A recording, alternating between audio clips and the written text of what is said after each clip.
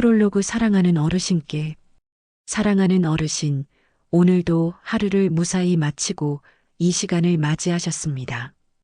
이제 편안하게 누우시고 천천히 숨을 고르시면서 2000년 전 이스라엘 땅에서 일어났던 가장 아름다운 이야기에 귀 기울여 보시겠습니까? 마태복음은 예수님의 생애를 기록한 네 복음서 중 첫 번째 책입니다.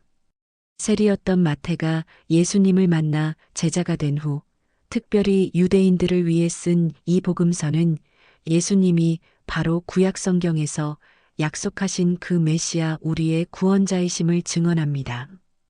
이제 눈을 감으시고 마음을 여시고 주님의 음성에 귀 기울여 보십시오. 1장 약속의 씨앗이 싹 트다.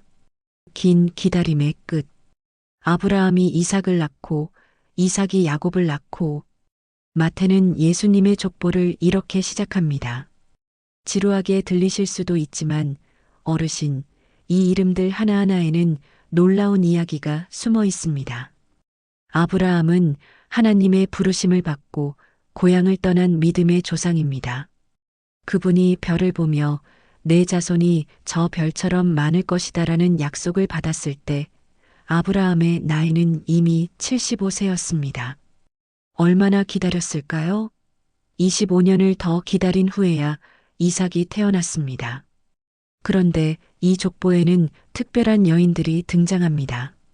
다말, 라합, 룻, 그리고 밧세바. 모두 완벽하지 않은 이야기를 가진 여인들입니다. 하나님은 이렇게 말씀하십니다. 너희의 실수와 연약함 속에서도 나의 계획은 이루어진다. 사랑하는 어르신, 혹시 지난 날을 돌아보며 후회되는 일들이 있으신가요? 하나님은 우리의 불완전함조차 그분의 완전한 계획 속에 담으십니다. 이것이 은혜입니다. 요셉의 밤. 요셉은 의로운 사람이었습니다. 약혼한 마리아가 임신했다는 사실을 알았을 때 그의 마음은 어땠을까요? 성경은 요셉이 의로운 사람이라 드러내지 않고 조용히 끊고자 하였다고 말합니다. 그날 밤 요셉은 잠을 이루지 못했을 것입니다. 어르신도 잠 못 이루던 밤들이 있으셨지요? 걱정과 근심으로 뒤척이던 그 밤들. 바로 그때 하나님의 천사가 꿈에 나타났습니다. 다윗의 자손 요셉아, 내 아내 마리아 데려오기를 두려워하지 말라. 그에게 잉태된 자는 성령으로 된 것이라. 요셉은 순종했습니다. 세상의 오해와 손가락질을 감수하고 마리아를 아내로 맞이했습니다. 진정한 의로움은 율법의 조문을 지키는 것이 아니라 하나님의 뜻에 순종하는 것임을 보여준 것입니다. 어르신, 오늘 밤 혹시 근심이 있으신가요? 요셉처럼 하나님께 그 걱정을 내려놓고 주님, 제 인생의 주인은 당신이십니다라고 고백해 보십시오. 임마누엘, 하나님이 우리와 함께 계시다. 그 이름을 임마누엘이라 하리라. 이는 번역하면 하나님이 우리와 함께 계시다 함이라. 외로운 밤 병상에 누워 계신 어르신, 자녀들이 바빠 자주 찾아오지 못해 쓸쓸한 어르신, 배우자를 떠나보내고 혼자 남은 어르신, 임마누엘, 하나님이 우리와 함께 계십니다. 이것이 크리스마스의 진정한 의미입니다. 하나님께서 높고 높은 하늘 보좌를 떠나 우리와 같은 인간의 몸을 입고 이 땅에 오셨습니다. 왜요? 우리를 사랑하시기 때문입니다. 우리가 외롭지 않도록 우리의 고통을 이해하시려고 우리와 함께 울고 웃으시려고. 주 예수여, 감사합니다. 제가 혼자가 아님을 믿습니다. 이 밤에도 당신이 저와 함께 계심을 믿습니다. 2장 동방박사들의 예배. 그 별을 따라온 사람들. 예수께서 헤롯 왕 때에 유대 베들레헴에서 나심에 멀리 동방에서 박사들이 찾아왔습니다. 그들은 별을 연구하는 학자들이었습니다. 어느 날 밤 특별한 별 하나가 하늘에 떠올랐습니다. 그들은 알았습니다. 유대인의 왕이 나셨구나. 얼마나 먼 길이었을까요? 낙타를 타고 사막을 건너 산을 넘어 몇 달을 여행했을 것입니다. 젊은 사람도 힘든 여정입니다. 하지만 그들은 포기하지 않았습니다. 왜냐하면 그들은 진리를 찾는 사람들이었기 때문입니다. 어르신, 우리의 인생도 여정이 아닙니까? 때로는 사막 같은 시간도 있었고 험한 산도 넘어야 했습니다. 하지만 우리는 여기까지 왔습니다. 그리고 지금 이 순간 우리도 동방박사들처럼 예수님을 찾고 있습니다.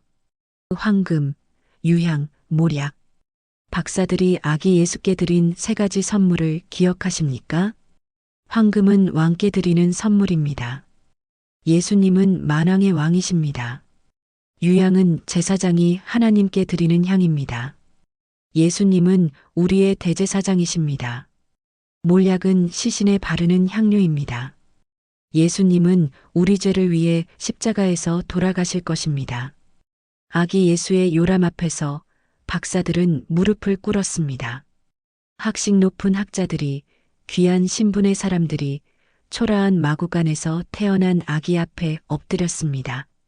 진정한 지혜는 예수님 앞에 무릎 꿇는 것임을 그들은 알았습니다. 주님, 오늘 밤 저도 주님 앞에 무릎 꿇습니다. 제 인생의 왕 되어 주소서. 헤롯의 분노와 하나님의 보호. 헤롯 왕은 두려웠습니다. 새로운 왕이 태어났다는 소식에 자신의 왕자를 빼앗길까봐 두려웠습니다. 그는 끔찍한 명령을 내렸습니다. 베들레헴과 그 모든 지경 안에 있는 사내 아이를 2살부터 그 아래로 다 죽이라. 얼마나 많은 어머니들이 울었을까요? 라헬이 자식을 잃고 우는 소리가 라마에서 들렸다고 성경은 기록합니다. 하지만 하나님께서는 요셉에게 꿈으로 경고하셨습니다. 일어나 아기와 그의 어머니를 데리고 애굽으로 피하여. 요셉은 즉시 순종했습니다. 밤에 일어나 애굽으로 피난을 떠났습니다. 어르신, 우리 인생에도 피난의 시간들이 있었습니다. 전쟁의 포화 속에서, 가난의 고통 속에서, 질병의 위협 속에서. 하지만 하나님은 우리를 지키셨습니다. 우리가 오늘 이 자리에 있는 것이 그 증거입니다. 감사합니다, 주님. 지금까지 저를 지켜주시고 인도하신 그 손길을 믿습니다. 3장 광야에서 들리는 외침. 세례 요한의 등장. 광야에 한 사람이 나타났습니다. 낙타털 옷을 입고 허리에 가죽띠를 띠고 메뚜기와 석청을 먹는 사람. 세례 요한이었습니다. 그의 메시지는 단순하면서도 강력했습니다. 회개하라. 천국이 가까이 왔느니라. 회개. 참 오랜만에 듣는 단어 아닙니까? 요즘 세상에서는 잘 쓰지 않는 말입니다. 하지만 어르신, 회개는 단순히 잘못을 뉘우치는 것만이 아닙니다. 회개는 방향을 바꾸다는 뜻입니다. 잘못된 길에서 돌아서서 하나님께로 향하는 것입니다. 사람들이 요한에게 몰려왔습니다. 예루살렘과 온 유대와 요단 강 사방에서 사람들이 나왔습니다. 그들은 자기들의 죄를 고백하며 요단강에서 세례를 받았습니다. 물속에 잠겼다가 다시 올라오는 세례. 옛사람이 죽고 새사람이 되는 상징입니다. 얼마나 시원하고 상쾌했을까요? 죄의 무거운 짐을 벗어버린 그 가벼움. 바리새인과 사두개인. 그런데 바리새인과 사두개인들도 세례를 받으러 왔습니다. 종교 지도자들이었습니다. 율법을 잘 지키고 성전에서 봉사하는 사람들이었습니다. 하지만 요한은 그들을 향해 외쳤습니다. 독사의 자식들아, 누가 너희를 가르쳐 임박한 진노를 피하라 하더냐? 왜 이렇게 강하게 말했을까요? 그들은 형식적인 종교 생활을 했기 때문입니다. 겉으로는 경건한 척하지만 마음은 교만과 위선으로 가득했습니다. 우리에게 아브라함이 조상이라고 자랑했지만 요한은 말했습니다. 하나님이 능히 이 돌들로도 아브라함의 자손이 되게 하시리라. 혈통이나 직분이 아니라 진실한 회개와 믿음이 중요하다는 말씀입니다. 어르신, 우리도 때로 형식적인 신앙생활을 하지는 않았나요? 교회는 다니지만 마음은 딴 데 있고, 기도는 하지만 습관적으로만 하고, 오늘 밤 진실한 마음으로 주님께 나아가십시다. 예수님의 세례. 이때에 예수께서 갈릴리로부터 요단강에 이르러 요한에게 세례를 받으려 하시니 예수님이 세례를 받으러 오셨습니다. 요한은 말렸습니다. 내가 당신에게 세례를 받아야 할 터인데 당신이 내게로 오시나이까? 맞습니다. 예수님은 죄가 없으신 분입니다. 세례받을 필요가 없으십니다. 하지만 예수님은 말씀하셨습니다. 이제 허락하라. 우리가 이와 같이 하여 모든 의를 이루는 것이 합당하니라. 예수님은 우리와 같은 자리에 서기 원하셨습니다. 우리의 죄를 대신 짊어지시려고 세례를 받으시고 물에서 올라오실 때 하늘이 열리고 성령이 비둘기같이 내려왔습니다. 그리고 하늘로부터 소리가 들렸습니다. 이는 내 사랑하는 아들이요, 내 기뻐하는 자라. 어르신, 이 음성을 들으십니까? 하나님께서 예수님께 하신 이 말씀이 예수님을 믿는 우리에게도 들립니다. 너는 내 사랑하는 자녀다. 내가 너를 기뻐한다. 나이가 많아서, 실수가 많아서, 쓸모없어 보여서 그런 것들은 중요하지 않습니다. 하나님은 우리를 사랑하시고 기뻐하십니다. 주님, 감사합니다. 저를 자녀 삼아 주시고 사랑해 주셔서 감사합니다. 사장 광야의 시험과 사역의 시작. 마귀의 세 가지 시험. 성령에 이끌려 예수님은 광야로 가셨습니다. 40일을 밤낮으로 금식하셨습니다. 배가 고프셨습니다. 어르신도 배고픈 시절을 기억하시지요? 전쟁 후 힘들었던 그 시절. 하루 한 끼도 제대로 먹지 못했던 날들. 마귀가 다가왔습니다. 내가 만일 하나님의 아들이여든 명하여 이 돌들로 떡덩이가 되게 하라. 얼마나 그럴듯한 유혹입니까? 예수님은 하나님의 아들이십니다. 돌을 떡으로 만드는 것쯤은 쉬운 일입니다. 하지만 예수님은 대답하셨습니다. 사람이 떡으로만 살 것이 아니요 하나님의 입으로부터 나오는 모든 말씀으로 살 것이라. 우리 인생에서 가장 중요한 것은 무엇일까요? 먹고 사는 거? 물론 중요합니다. 하지만 더 중요한 것이 있습니다. 하나님의 말씀입니다. 두 번째 시험입니다. 마귀는 예수님을 성전 꼭대기에 세우고 말합니다. 내가 만일 하나님의 아들이여든 뛰어내리라. 기록되었으되 그가 너를 위하여 그의 사자들을 명하시리니. 마귀도 성경을 인용합니다. 하지만 잘못 해석하고 악용합니다. 예수님은 대답하셨습니다. 또 기록되었으되 주 너의 하나님을 시험하지 말라 하였느니라. 하나님을 시험한다는 것은 무엇일까요? 하나님께 이것저것 조건을 달고 이렇게 해주시면 믿겠습니다라고 말하는 것입니다. 진정한 믿음은 조건 없는 신뢰입니다. 세 번째 시험입니다. 마귀는 예수님을 높은 산으로 데리고 가서 천하 만국의 영광을 보여주며 말합니다. 만일 내게 엎드려 경배하면 이 모든 것을 내게 주리라. 예수님은 단호하게 말씀하셨습니다. 사탄아, 물러가라. 주 너의 하나님께 경배하고 다만 그를 섬기라 하였느니라. 어르신, 우리 인생에도 이런 유혹들이 있지 않습니까? 물질, 명예, 권력. 이것들을 위해 신앙을 타협하라는 유혹. 하지만 우리가 경배할 대상은 오직 하나님뿐입니다. 마귀가 물러가자 천사들이 나와 예수님을 섬겼습니다. 시험을 이기고 나면 하나님의 위로가 찾아옵니다. 갈릴리로 가시다. 요한이 잡혔다는 소식을 들으시고 예수님은 갈릴리로 가셨습니다. 나사렛을 떠나 스불론과 납달리 지방 갈릴리 바닷가에 있는 가버나움에 가서 사셨습니다. 갈릴리. 이곳은 변방이었습니다. 예루살렘 사람들이 무시하는 곳이었습니다. 갈릴리에서 무슨 선한 것이 날 수 있느냐는 말이 있을 정도였습니다. 하지만 예수님은 그곳을 선택하셨습니다. 가난하고 소외된 사람들이 사는 곳, 세상이 무시하는 곳. 예수님은 그곳에서 사역을 시작하셨습니다. 흑암에 앉은 백성이 큰 빛을 보았고 사망의 땅과 그늘에 앉은 자들에게 빛이 빛이었도다. 어르신, 혹시 자신이 쓸모없다고 느끼십니까? 세상이 무시한다고 느끼십니까? 예수님은 바로 그런 우리를 찾아오십니다. 우리에게 빛을 비추십니다. 첫 제자들. 예수님께서 갈릴리 바닷가를 거니시다가 두 형제 베드로와 안드레를 보셨습니다. 그들은 바다에 금을 던지는 어부들이었습니다. 나를 따라오라. 내가 너희를 사람 낚는 어부가 되게 하리라. 그들은 곧 그물을 버려두고 예수님을 따랐습니다. 조금 더 가시다가 야고보와 요한 형제를 보셨습니다.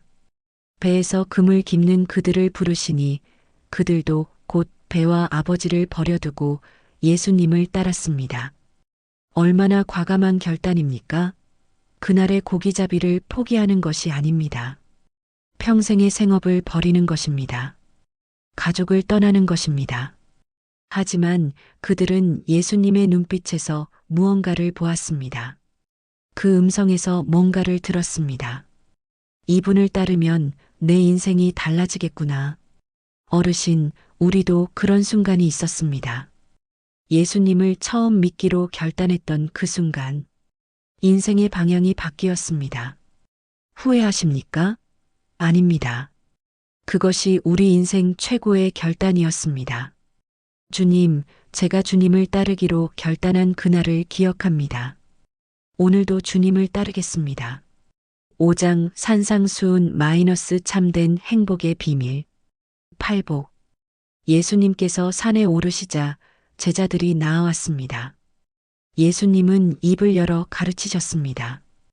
이것이 유명한 산상수훈의 시작입니다. 심령이 가난한 자는 복이 있나니 천국이 그들의 것이며. 심령이 가난하다는 것은 무슨 뜻일까요? 자신의 부족함을 아는 것입니다. 주님, 저는 당신 없이는 아무것도 할 수 없습니다라고 고백하는 것입니다. 나이가 들수록 우리는 이것을 더 잘 알게 됩니다. 젊었을 때는 내가 했지만 이제는 압니다. 우리의 연약함을, 우리의 한계를, 그리고 그것이 복입니다. 왜냐하면 우리가 비워야 하나님이 채우시기 때문입니다. 애통하는 자는 복이 있나니 그들이 위로를 받을 것이며. 어르신, 울어보셨지요? 자식 걱정에, 병고에, 외로움에. 성경은 말합니다. 우는 것은 나약함이 아닙니다. 우는 자는 복이 있습니다. 왜냐하면 하나님께서 친히 우리의 눈물을 닦아주시기 때문입니다. 온유한 자는 복이 있나니 그들이 땅을 기업으로 받을 것이며. 온유함. 힘이 있으되 그 힘을 절제할 줄 아는 것입니다. 강하되 부드러운 것입니다. 대나무처럼 바람에 휘어지되 부러지지 않는 것입니다. 의에 줄이고 목마른 자는 복이 있나니 그들이 배부를 것이며. 정의를 갈망하는 마음, 하나님의 뜻이 이루어지기를 간절히 원하는 마음. 이런 마음을 가진 자는 반드시 채워집니다. 긍휼히 여기는 자는 복이 있나니 그들이 긍휼히 여김을 받을 것이며. 어르신들은 긍휼이 많으십니다. 평생을 살며 사람의 아픔을 알기에 남의 고통에 공감하실 줄 아십니다. 그것이 복입니다.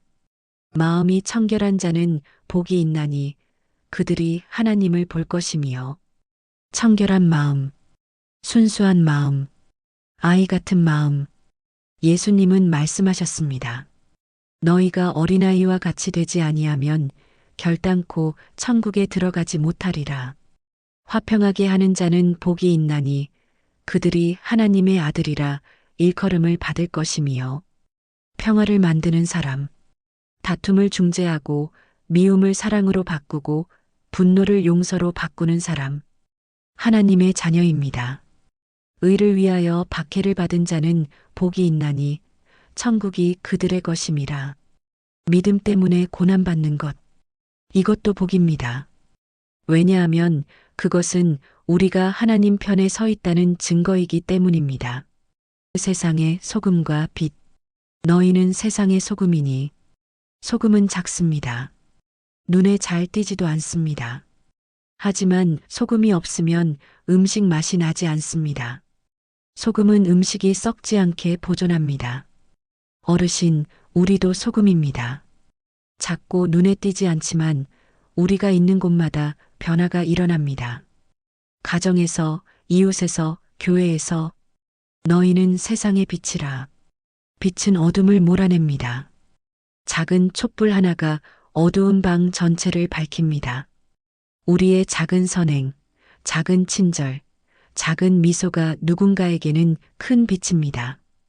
이같이 너희 빛이 사람 앞에 비치게 하여 그들로 너희 착한 행실을 보고 하늘에 계신 너희 아버지께 영광을 돌리게 하라. 율법의 완성. 내가 율법이나 선지자를 폐하러 온 줄로 생각하지 말라. 폐하러 온 것이 아니요 완전하게 하려 함이라. 예수님은 율법을 없애러 오신 것이 아닙니다. 율법의 진정한 의미를 보여주시려 오셨습니다. 옛사람에게 말한 바 살인하지 말라 하였다는 것을 너희가 들었으나 나는 너희에게 이르노니 형제에게 노하는 자마다 심판을 받게 되리라. 살인하지 않는 것만으로는 부족합니다. 마음속의 분노, 미움까지 다스려야 합니다. 간음하지 말라 하였다는 것을 너희가 들었으나 나는 너희에게 이르노니 음욕을 품고 여자를 보는 자마다 마음에 이미 간음하였느니라. 행동만이 아니라 마음까지. 예수님의 기준은 높습니다. 불가능해 보입니다. 맞습니다. 우리 힘으로는 불가능합니다. 그래서 우리에게 성령님이 필요한 것입니다. 원수를 사랑하라. 또 눈은 눈으로, 이는 이로 갚으라 하였다는 것을 너희가 들었으나 나는 너희에게 이르노니 악한 자를 대적하지 말라. 누구든지 내 오른편 뺨을 치거든 왼편도 돌려대며. 이보다 더 어려운 가르침이 있을까요?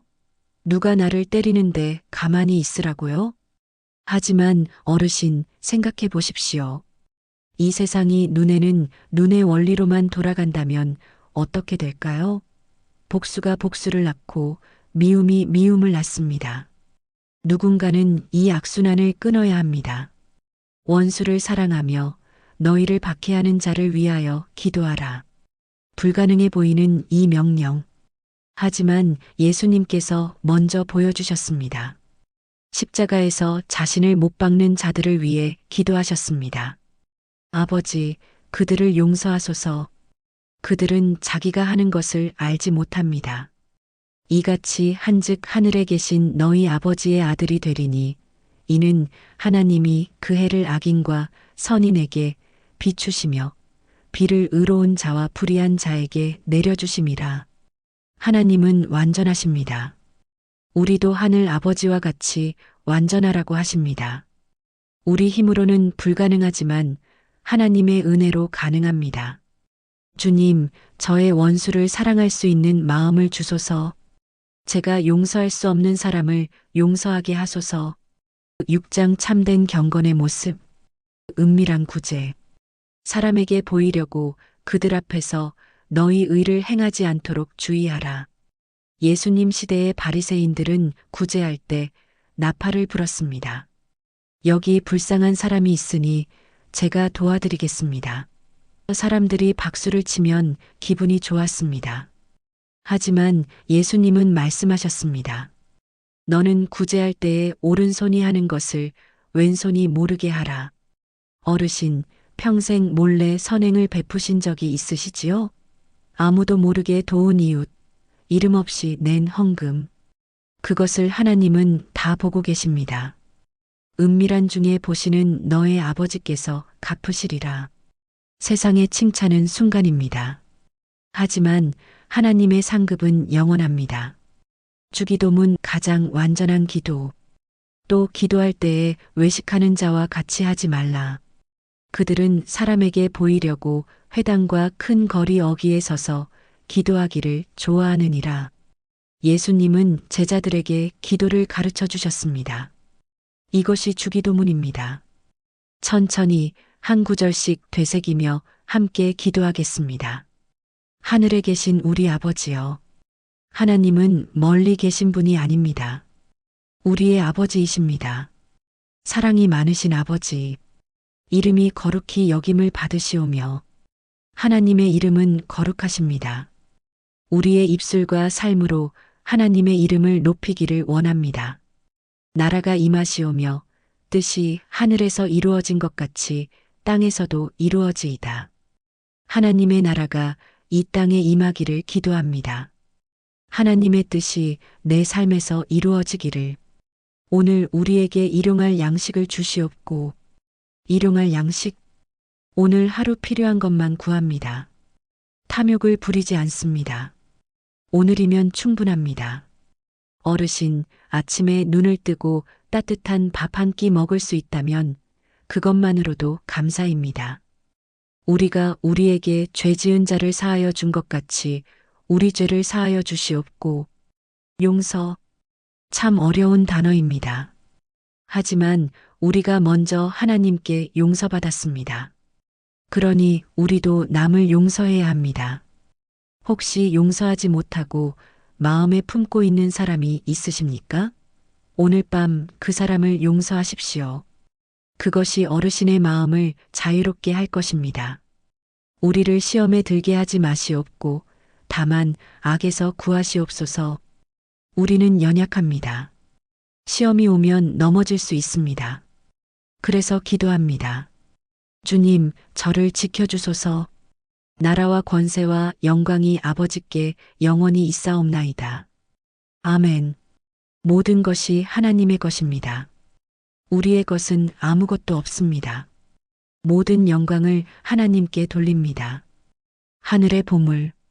너희를 위하여 보물을 땅에 쌓아두지 말라.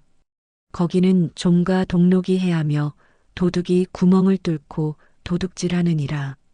어르신, 평생 모은 것들이 있으십니다. 집, 땅, 재산. 하지만 그것들을 가지고 천국에 갈 수는 없습니다. 오직 너희를 위하여 보물을 하늘에 쌓아두라. 하늘의 보물은 무엇일까요? 선한 행실, 사랑, 친절, 구제, 기도. 이것들은 영원히 남습니다. 내 보물 있는 그곳에는 내 마음도 있느니라. 우리의 마음이 어디에 있는지 점검해야 합니다. 땅의 것에, 하늘의 것에 염려하지 말라. 그러므로 내가 너희에게 이르노니 목숨을 위하여 무엇을 먹을까, 무엇을 마실까, 몸을 위하여 무엇을 입을까 염려하지 말라. 염려. 어르신들의 가장 큰 짐이 아닐까요? 건강 염려, 자식 염려, 생활비 염려. 공중의 새를 보라. 심지도 않고 거두지도 않고 창고에 모아들이지도 아니하되 너희 하늘 아버지께서 기르시나니. 창밖을 보십시오. 새들이 지적입니다. 누가 그들을 먹입니까? 하나님이십니다. 하물며 하나님의 자녀인 우리를 어찌 돌보지 않으시겠습니까? 들의 백합화가 어떻게 자라는가 생각하여 보라. 수고도 아니하고 길쌈도 아니하느니라. 그러나 내가 너희에게 말하노니 솔로몬의 모든 영광으로도 입은 것이 이 꽃 하나만 갖지 못하였느니라. 봄이 오면 들의 꽃이 핍니다. 누가 그들을 입혔습니까? 하나님이십니다. 오늘 있다가 내일 아궁이에 던져지는 들풀도 하나님이 이렇게 입히시거든. 하물며 너희일까 보냐? 믿음이 작은 자들아. 그러므로 염려하여 이르기를 무엇을 먹을까, 무엇을 마실까, 무엇을 입을까 하지 말라.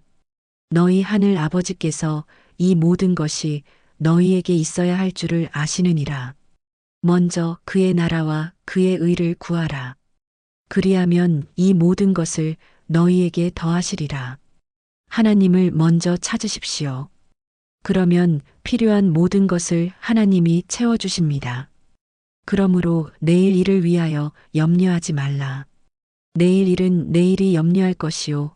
한날의 괴로움은 그날로 족하니라. 오늘만 생각하십시오. 내일은 하나님께 맡기십시오. 주님, 제 모든 염려를 주님께 맡깁니다. 주님이 돌보실 줄 믿습니다. 깊은 숨을 들이쉬고 내쉬며 잠시 쉬어가겠습니다. 7장 좁은 문과 반석 위의 집. 비판하지 말라. 비판을 받지 아니하려거든 비판하지 말라. 어르신, 우리는 얼마나 쉽게 남을 판단합니까? 저 사람은 왜 저래? 나 같으면 안 그런다. 어찌하여 형제의 눈 속에 있는 티는 보고 내 눈 속에 있는 들보는 깨닫지 못하느냐? 남의 작은 잘못은 잘 보입니다.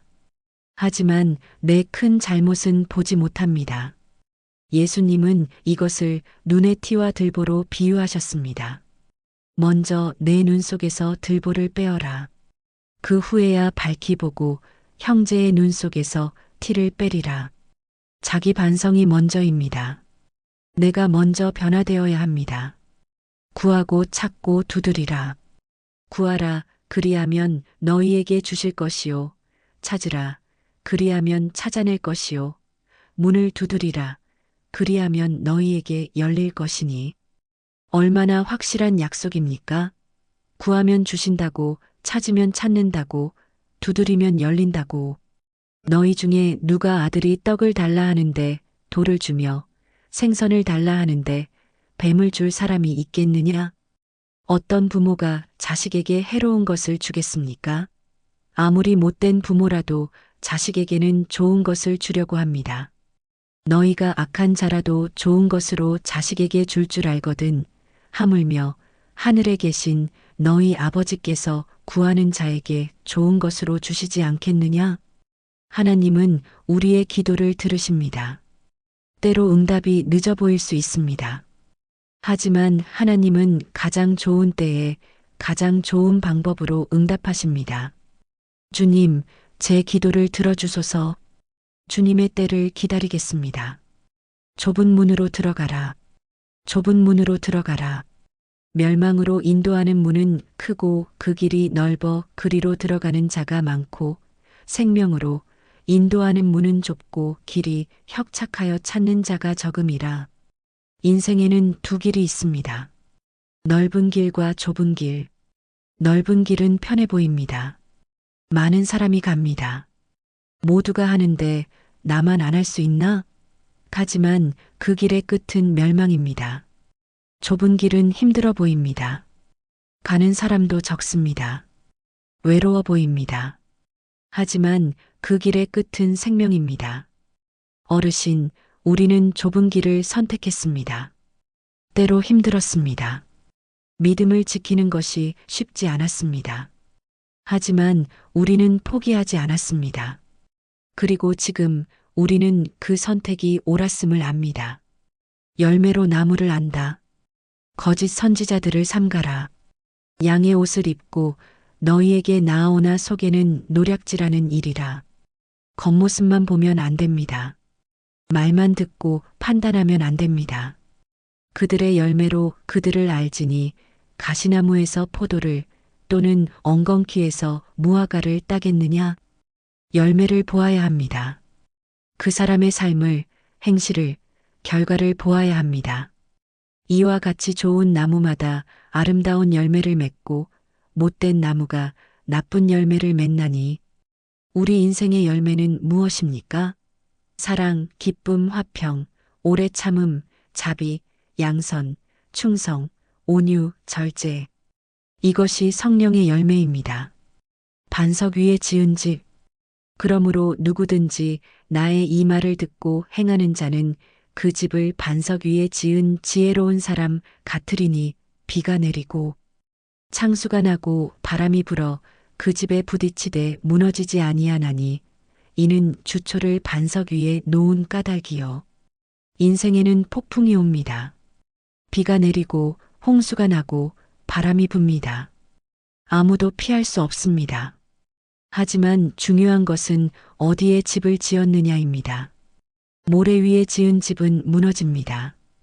반석 위에 지은 집은 견딥니다.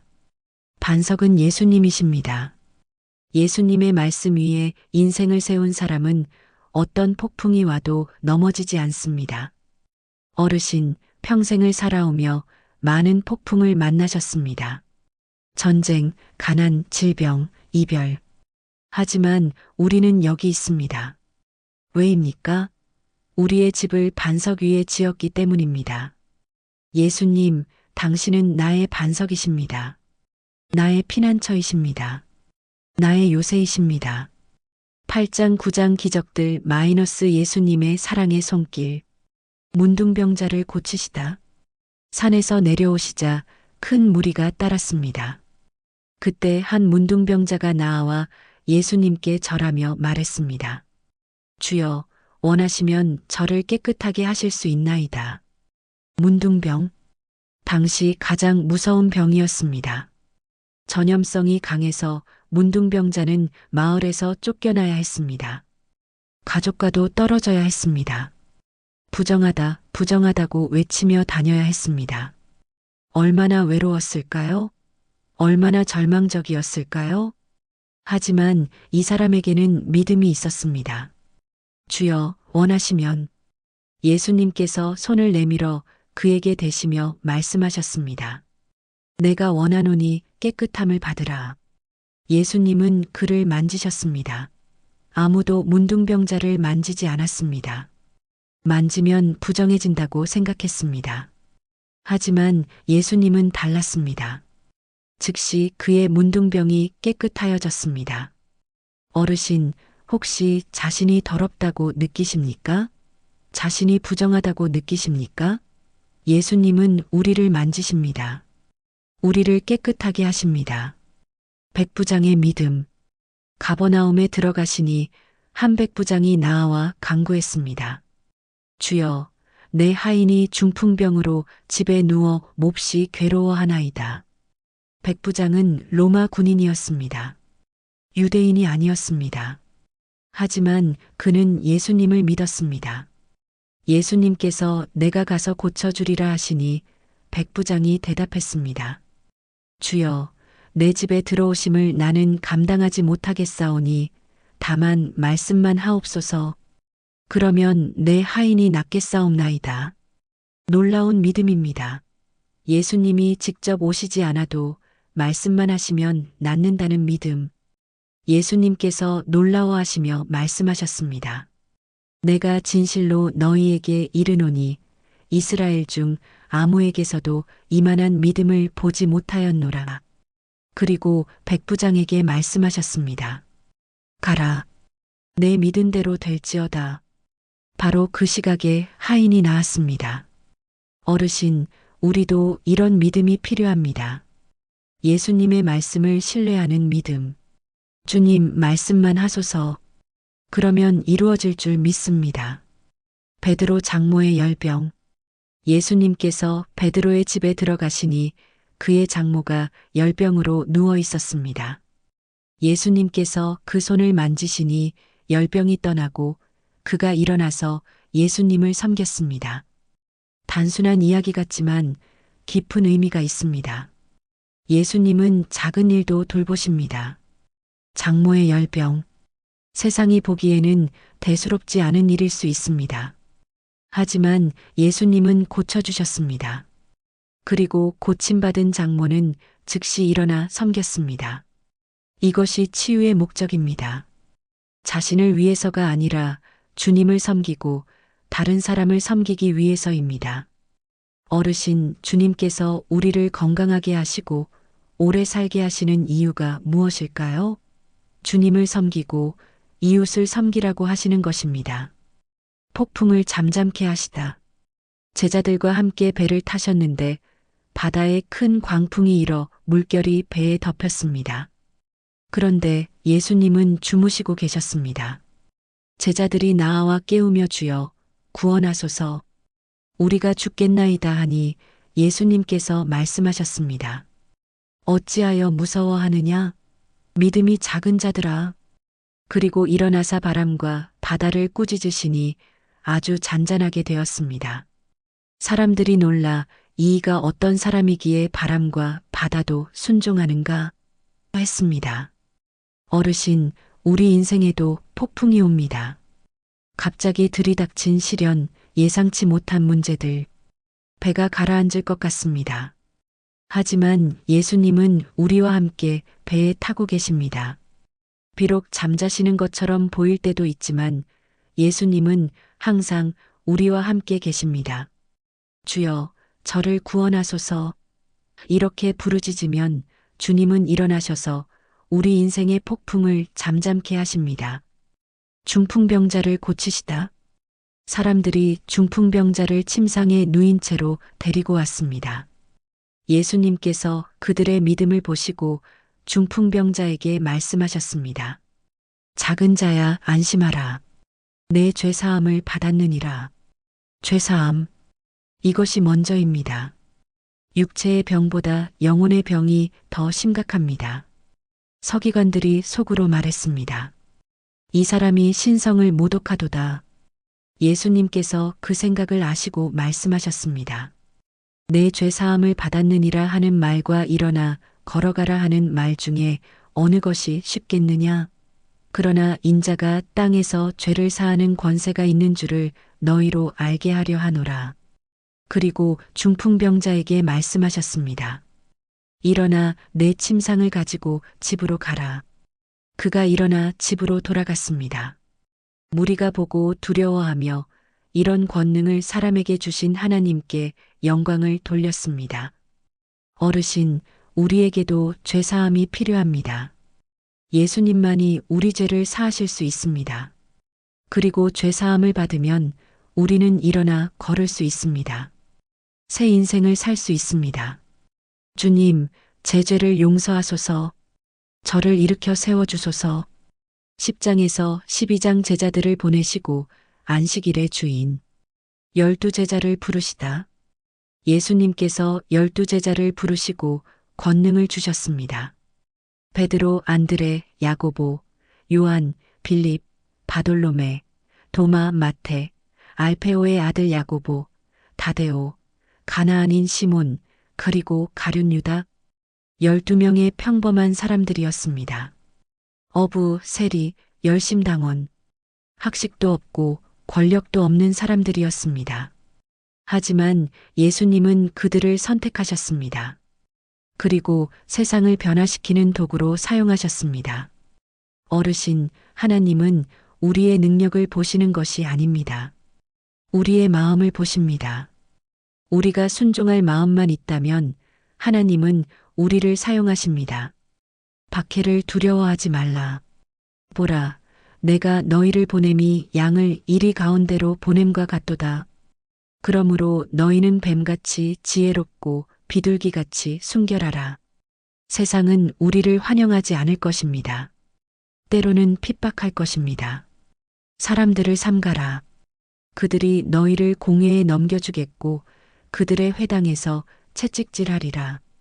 또 너희가 나로 말미암아 총독들과 임금들 앞에 끌려가리니 이는 그들과 이방인들에게 증거가 되게 하려 하심이라.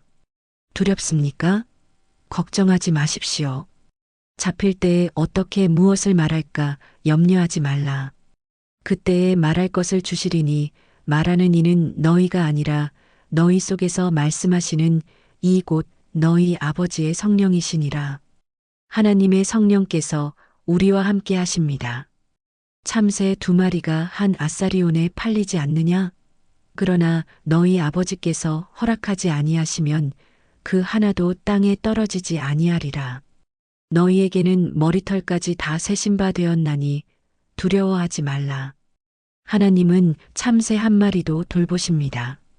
하물며 우리를 어찌 돌보지 않으시겠습니까? 주님, 두려워하지 않겠습니다. 주님이 함께 계심을 믿습니다. 안식일의 주인. 안식일에 예수님께서 밀밭 사이로 지나가실 때 제자들이 배가 고파 이삭을 잘라 먹었습니다. 바리새인들이 말했습니다. 보시오, 당신의 제자들이 안식일에 하지 못할 일을 하나이다. 예수님께서 대답하셨습니다. 안식일이 사람을 위하여 있는 것이요 사람이 안식일을 위하여 있는 것이 아니니 인자는 안식일에도 주인이니라. 율법의 본래 목적은 사람을 살리는 것입니다. 하지만 바리새인들은 율법을 지키는 것 자체가 목적이 되어 버렸습니다. 또 다른 안식일에 회당에 손 마른 사람이 있었습니다. 사람들이 예수님을 고발하려고 물었습니다. 안식일에 병 고치는 것이 옳으니까? 예수님께서 말씀하셨습니다.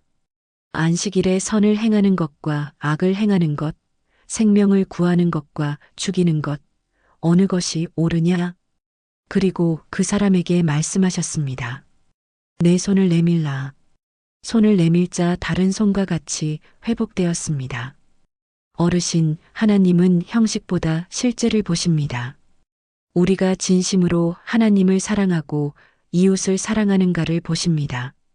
쉼을 주시는 예수님, 수고하고 무거운 짐진 자들아, 다 내게로 오라. 내가 너희를 쉬게 하리라. 얼마나 아름다운 초대입니까? 나는 마음이 온유하고 겸손하니 나의 멍에를 메고 내게 배우라. 그리하면 너희 마음이 쉼을 얻으리니 이는 내 멍에는 쉽고 내 짐은 가벼움이라. 어르신, 평생 무거운 짐을 지고 사셨습니다. 가족을 부양하는 짐, 생계의 짐, 걱정과 근심의 짐. 이제 그 짐을 내려놓으십시오. 예수님께 맡기십시오. 예수님이 쉬게 하실 것입니다. 주 예수여, 제 짐을 받아주소서. 저를 쉬게 하소서. 13장 천국의 비유들. 씨 뿌리는 자의 비유. 예수님께서 배에 올라 앉으시고 모인 무리에게 비유로 말씀하셨습니다. 씨를 뿌리는 자가 뿌리러 나가서 뿌릴새, 덜어는 길가에 떨어짐에 새들이 와서 먹어버렸고, 길가에 떨어진 씨는 천국 말씀을 듣고도 깨닫지 못하는 사람입니다. 악한 자가 와서 그 마음에 뿌려진 것을 빼앗아갑니다. 덜어는 흙이 얇은 돌밭에 떨어짐에 흙이 깊지 아니하므로 곧 싹이 나오나 해가 돋은 후에 타서 뿌리가 없으므로 말랐고, 돌밭에 떨어진 씨는 말씀을 듣고 즉시 기쁨으로 받으나 그 속에 뿌리가 없어 환난이나 박해가 일어날 때 넘어지는 사람입니다. 덜어는 가시떨기에 떨어짐에 가시가 자라서 기운을 막았고, 가시떨기에 떨어진 씨는 말씀을 들으나 세상의 염려와 재물의 유혹에 말씀이 막혀 결실하지 못하는 사람입니다. 덜어는 좋은 땅에 떨어짐에 어떤 것은 100배, 어떤 것은 60배, 어떤 것은 30배의 결실을 하였느니라. 좋은 땅에 떨어진 씨는 말씀을 듣고 깨닫는 사람입니다. 그는 결실하여 100배, 60배, 30배가 됩니다. 어르신, 우리의 마음은 어떤 밭입니까? 좋은 땅이 되려면 어떻게 해야 할까요? 마음을 부드럽게 해야 합니다. 돌을 제거해야 합니다. 가시를 뽑아야 합니다. 매일 말씀으로 우리 마음을 경작해야 합니다. 겨자씨와 누룩의 비유. 천국은 마치 사람이 자기 밭에 갖다 심은 겨자씨 한 알 같으니 이는 모든 씨보다 작은 것이로되 자란 후에는 풀보다 커서 나무가 되매 공중의 새들이 와서 그 가지에 깃들이느니라. 겨자씨는 아주 작습니다. 하지만 자라면 큰 나무가 됩니다. 우리의 믿음도 그렇습니다. 처음에는 작습니다. 예수님이 나를 사랑하신다는 작은 믿음으로 시작합니다. 하지만 그 믿음이 자라면 큰 나무가 됩니다. 다른 사람들에게도 쉼을 주는 나무가 됩니다. 천국은 마치 여자가 가루 서말 속에 갖다 넣어 전부 부풀게 한 누룩과 같으니라. 누룩은 눈에 보이지 않습니다. 하지만 그 작용은 강력합니다. 조금의 누룩이 반죽 전체를 부풀게 합니다. 우리도 세상의 누룩입니다. 우리가 있는 곳마다 변화가 일어납니다. 우리의 사랑, 우리의 친절, 우리의 믿음이 세상을 변화시킵니다. 감추인 보화와 진주의 비유. 천국은 마치 밭에 감추인 보화와 같으니 사람이 이를 발견한 후 숨겨두고 기뻐하며 돌아가서 자기의 소유를 다 팔아 그 밭을 사느니라. 천국은 모든 것을 드릴 만한 가치가 있습니다. 이 세상의 모든 것을 다 주고도 바꿀 수 없는 보화입니다. 또 천국은 마치 좋은 진주를 구하는 장사와 같으니 극히 값진 진주 하나를 발견함에 가서 자기의 소유를 다 팔아 그 진주를 사느니라. 예수님을 만나는 것, 천국을 소유하는 것. 이것이 인생 최고의 발견입니다. 어르신, 우리는 이 보화를 발견했습니다. 이 진주를 얻었습니다. 우리보다 더 부자는 없습니다. 주님, 감사합니다. 천국을 주시고 영생을 주셔서 감사합니다. 14장에서 17장 오병이어와 베드로의 고백. 오병이어의 기적. 5천 명이 넘는 사람들이 예수님의 말씀을 들으러 모였습니다. 저물어 가는데 먹을 것이 없었습니다. 제자들이 말했습니다. 무리를 보내어 마을에 들어가 먹을 것을 사 먹게 하소서. 예수님께서 말씀하셨습니다. 갈 것 없다. 너희가 먹을 것을 주라. 제자들이 대답했습니다.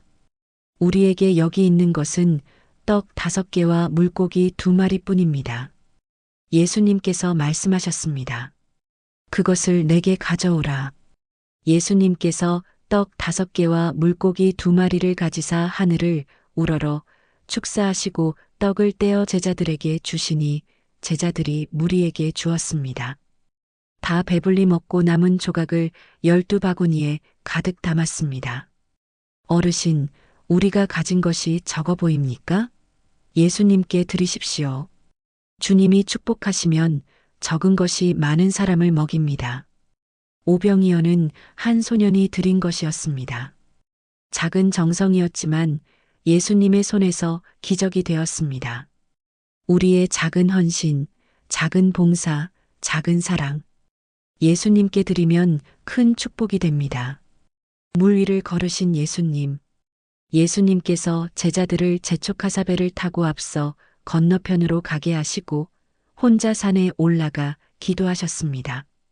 밤에 배가 바다 한가운데 있어 물결로 말미암아 고난을 당하고 있었습니다.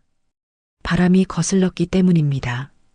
밤사경에 예수님께서 바다 위로 걸어서 그들에게 오셨습니다. 제자들이 보고 놀라 유령이라고 소리를 질렀습니다. 예수님께서 이르시되 안심하라. 나니 두려워하지 말라 하셨습니다. 베드로가 대답했습니다. 주여, 만일 주님이시거든 나를 명하사 물 위로 오라 하소서. 예수님께서 오라 하시니 베드로가 배에서 내려 물 위로 걸어서 예수님께로 갔습니다. 그러나 바람을 보고 무서워 빠져가는지라 소리질러 주여, 나를 구원하소서 하니 예수님께서 즉시 손을 내밀어 그를 붙잡으시며 말씀하셨습니다. 믿음이 작은 자여, 왜 의심하였느냐? 어르신, 우리도 베드로와 같지 않습니까? 예수님을 바라볼 때는 기적이 일어납니다. 하지만 환경을 보면 두려워집니다. 중요한 것은 시선입니다. 파도가 아니라 예수님을 바라보아야 합니다. 그리고 베드로는 주여, 나를 구원하소서라고 부르짖었습니다. 그러자 즉시 예수님이 그를 붙잡으셨습니다. 우리가 넘어질 때 부르짖으십시오. 주여, 저를 구원하소서. 주님이 즉시 우리를 붙잡으십니다. 가나안 여인의 믿음. 예수님께서 두로와 시돈 지방으로 가셨습니다. 가나안 여인 하나가 나와서 소리질러 주 다윗의 자손이여, 나를 불쌍히 여기소서. 내 딸이 흉악하게 귀신 들렸나이다 하였습니다. 예수님께서 한 말씀도 대답하지 않으셨습니다. 제자들이 와서 청하여 말했습니다. 그 여자가 우리 뒤에서 소리를 지르오니 그를 보내소서. 예수님께서 대답하여 말씀하셨습니다. 나는 이스라엘 집에 잃어버린 양 외에 다른 데로 보내심을 받지 아니하였노라. 여인이 와서 예수님께 절하며 주여, 저를 도우소서 하니 예수님께서 대답하여 말씀하셨습니다. 자녀의 떡을 취하여 개들에게 던짐이 마땅하지 아니하니라. 여인이 말했습니다. 주여, 올소이다마는 개들도 주인의 상에서 떨어지는 부스러기를 먹나이다. 예수님께서 대답하여 말씀하셨습니다. 여자여, 내 믿음이 크도다. 내 소원대로 되리라. 그때로부터 그의 딸이 낳았습니다. 이 여인의 믿음을 보십시오. 거절당해도 포기하지 않았습니다. 오히려 더 겸손하게, 더 간절하게 구했습니다. 어르신, 때로 우리의 기도가 응답되지 않는 것처럼 보입니다. 하지만 포기하지 마십시오. 계속 구하십시오. 주님은 우리의 믿음을 보십니다. 베드로의 고백. 가이사랴 빌립보 지방에서 예수님께서 제자들에게 물으셨습니다. 사람들이 인자를 누구라 하느냐? 제자들이 대답했습니다. 더러는 세례 요한, 더러는 엘리야, 어떤 이는 예레미야나 선지자 중에 하나라 하나이다. 예수님께서 말씀하셨습니다. 너희는 나를 누구라 하느냐? 시몬 베드로가 대답했습니다. 주는 그리스도시요 살아계신 하나님의 아들이시니이다. 예수님께서 대답하셨습니다. 바요나 시몬아, 내가 복이 있도다. 이를 내게 알게 한 이는 혈육이 아니요 하늘에 계신 내 아버지시니라. 어르신, 이것이 가장 중요한 고백입니다. 예수님은 그리스도시요 살아계신 하나님의 아들이십니다.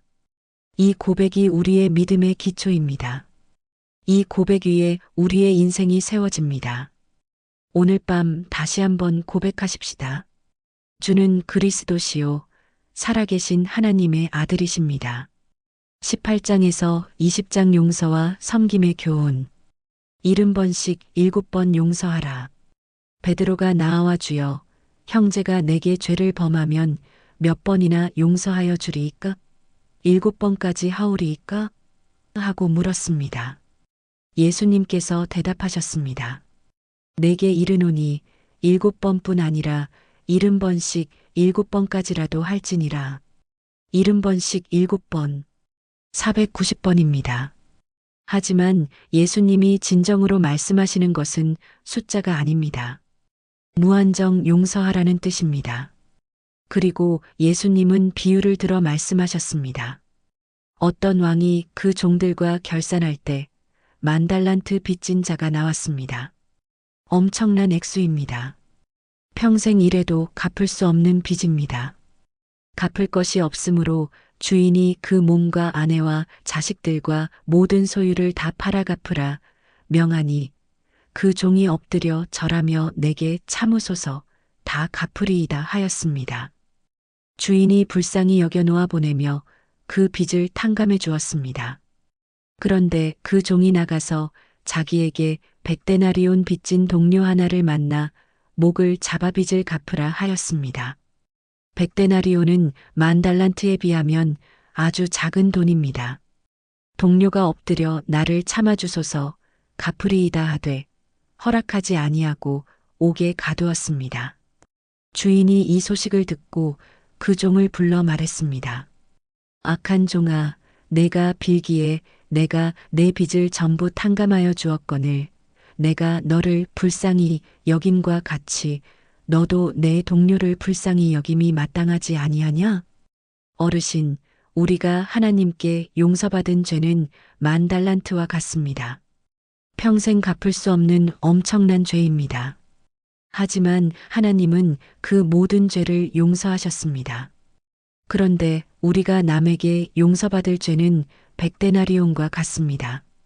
비교할 수 없을 만큼 작습니다. 우리가 하나님께 용서받았다면 우리도 남을 용서해야 합니다. 주님, 저를 용서하신 것처럼 저도 다른 사람을 용서하겠습니다. 어린아이와 같이 제자들이 예수님께 나아와 천국에서는 누가 크니이까? 하고 물었습니다. 예수님께서 한 어린아이를 불러 세우시고 말씀하셨습니다. 진실로 너희에게 이르노니 너희가 돌이켜 어린아이들과 같이 되지 아니하면 결단코 천국에 들어가지 못하리라. 어린아이의 특징은 무엇입니까? 순수함, 겸손함, 신뢰함. 어린아이는 계산하지 않습니다. 복잡하게 생각하지 않습니다. 부모를 온전히 신뢰합니다. 나이가 들수록 우리는 복잡해집니다. 의심이 많아집니다. 하지만 예수님은 말씀하십니다. 어린아이처럼 되라고. 그러므로 누구든지 이 어린아이와 같이 자기를 낮추는 자가 천국에서 큰 자니라. 어르신 나이는 들었지만 마음은 어린아이처럼 순수할 수 있습니다. 주님 앞에 겸손할 수 있습니다. 주님을 온전히 신뢰할 수 있습니다. 부자 청년. 한 사람이 예수님께 나아와 선생님이여, 내가 무슨 선한 일을 하여야 영생을 얻으리이까? 하고 물었습니다. 예수님께서 말씀하셨습니다. 내가 생명에 들어가려거든 계명들을 지키라. 그가 어느 계명이오니까? 하니 예수님께서 말씀하셨습니다. 살인하지 말라, 간음하지 말라, 도둑질하지 말라, 거짓 증언하지 말라, 내 부모를 공경하라, 내 이웃을 내 자신같이 사랑하라. 그 청년이 말했습니다. 이 모든 것을 내가 지켰사오니 아직도 무엇이 부족하니이까? 예수님께서 말씀하셨습니다. 내가 온전하고자 할진대 가서 내 소유를 팔아 가난한 자들에게 주라. 그리하면 하늘에서 보화가 내게 있으리라. 그리고 와서 나를 따르라. 청년이 재물이 많음으로 이 말씀을 듣고 근심하며 가버렸습니다. 예수님께서 제자들에게 말씀하셨습니다. 진실로 너희에게 이르노니 부자는 천국에 들어가기가 어려우니라. 다시 너희에게 말하노니 낙타가 바늘기로 들어가는 것이 부자가 하나님의 나라에 들어가는 것보다 쉬우니라. 어르신, 돈이 나쁜 것은 아닙니다. 하지만 돈을 사랑하는 것, 돈의 마음을 빼앗기는 것이 문제입니다. 우리에게 가장 소중한 것이 무엇입니까? 재물입니까? 예수님입니까? 주님, 제 마음의 보좌에 주님이 앉으시게 하소서. 포도원 품꾼의 비유. 천국은 마치 품꾼을 얻어 포도원에 들여보내려고 이른 아침에 나간 집 주인과 같으니, 주인이 이른 아침에 나가 품꾼을 얻되 하루 한 데나리온씩 주기로 약속하고 포도원에 들여보냈습니다. 또 제3시, 제6시, 제9시에 나가 품꾼을 얻어 포도원에 보냈습니다. 제11시에도 나가보니 서 있는 사람들이 있기로 너희는 어찌하여 종일토록 놀고 여기 서 있느냐? 하니 그들이 우리를 품꾼으로 쓰는 이가 없음이니이다 하거늘 너희도 포도원에 들어가라 하였습니다. 저물어 주인이 품꾼들에게 품삯을 주되 나중 온 자로부터 시작하여 먼저 온 자까지 각각 한 데나리온씩 주었습니다. 먼저 온 자들이 더 받을 줄 알았다가 한 데나리온씩만 받게 되자 주인을 원망했습니다. 주인이 그중 한 사람에게 대답했습니다. 친구여, 내가 내게 잘못한 것이 없노라. 내가 나와 한 데나리온의 약속을 하지 아니하였느냐? 나중 온 이 사람에게 너와 같이 주는 것이 내 뜻이니라. 이와 같이 나중된 자로서 먼저 되고 먼저 된 자로서 나중되리라. 어르신, 이 비유는 하나님의 은혜를 말합니다. 하나님의 은혜는 공평합니다. 먼저 믿은 사람이나 나중에 믿은 사람이나 똑같이 구원을 받습니다. 혹시 평생 주님을 섬겼는데 불공평하다고 생각하십니까? 아닙니다. 주님과 함께한 그 시간 자체가 축복이었습니다. 그리고 임종의 순간에 예수님을 믿는 사람도 있습니다. 늦었다고 생각하지 마십시오. 하나님의 은혜는 마지막 순간까지 열려 있습니다. 주님, 감사합니다.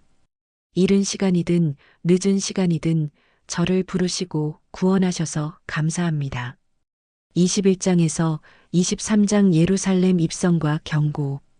나귀를 타고 예루살렘에 입성하시다. 예수님께서 예루살렘 가까이 오셨을 때 제자들에게 말씀하셨습니다. 맞은편 마을로 가라. 그리하면 곧 매어 있는 나귀와 나귀 새끼가 함께 있는 것을 보리니 풀어내게로 끌고 오라.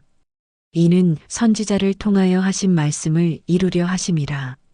시온의 딸에게 이르기를 내 왕이 내게 임하나니 겸손하여 나귀 곧 짐 싣는 짐승의 새끼를 탔도다.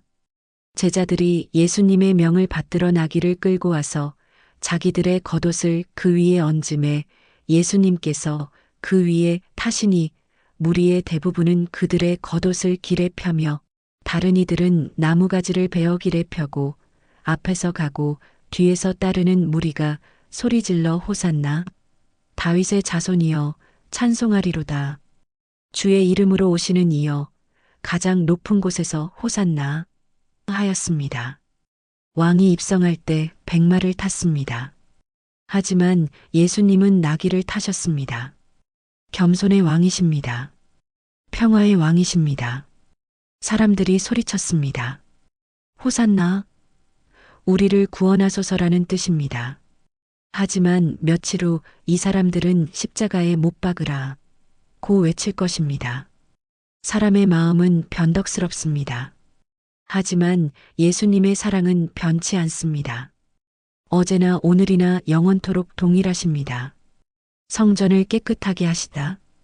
예수님께서 성전에 들어가사 성전 안에서 매매하는 모든 사람들을 내쫓으시며 돈 바꾸는 사람들의 상과 비둘기 파는 사람들의 의자를 둘러 엎으시고 말씀하셨습니다. 기록된 바 내 집은 기도하는 집이라 일컬음을 받으리라 하였거늘 너희는 강도의 소굴을 만들었도다. 성전은 기도하는 곳입니다. 하나님을 만나는 곳입니다.